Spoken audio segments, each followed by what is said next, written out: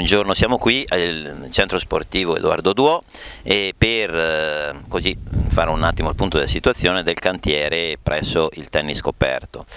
Come preannunciato mesi fa, il tennis coperto era soggetto a tutta una serie di lavori di ristrutturazione.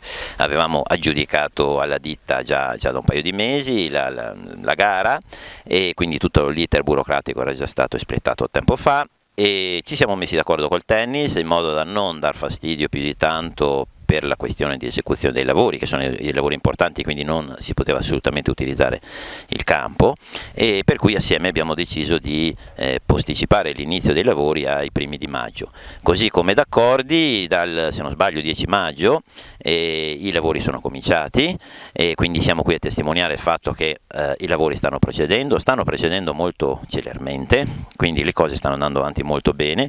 Pensiamo e speriamo di poter consegnare la struttura al tennis prima del previsto, quindi prima di quanto è previsto da capitolato, e quindi siamo molto contenti di come stanno procedendo i lavori.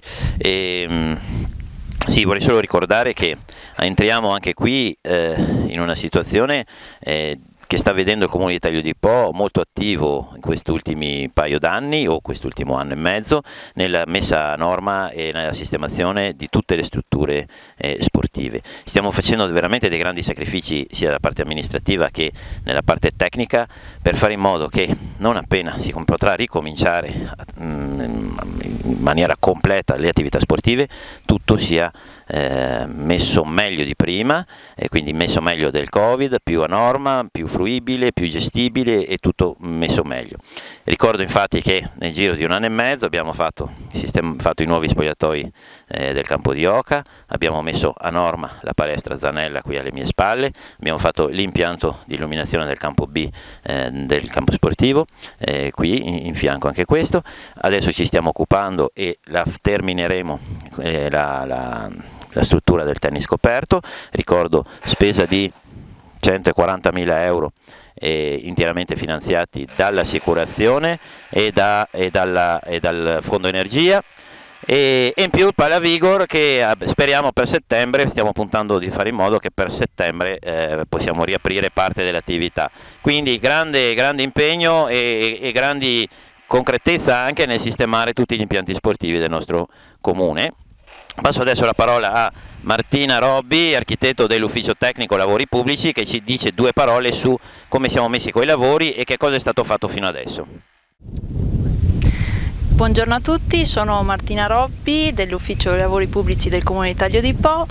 Qua alle mie spalle stanno procedendo i lavori dell'impianto del tennis coperto. In particolar modo è stato rifatto tutto il controsoffitto con un impianto nuovo di illuminazione.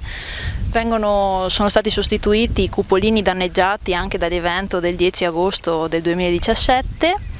Verrà installato un nuovo parapetto con annessa scala di sicurezza e verranno sostituiti tutti i serramenti esistenti e le due porte di entrata. Fondamentalmente questi lavori sono rivolti ad un miglioramento dal punto di vista sia energetico che acustico, in quanto appunto grazie al contributo del conto termico e quindi del fondo energia, insomma, se così possiamo chiamarlo, sono stati dati appunto questi contributi in favore di un risparmio che, se da progetto, è previsto di circa il 60%. E infine verranno fatti anche dei lavori di miglioramento sismico per adeguare la struttura alle norme attuali.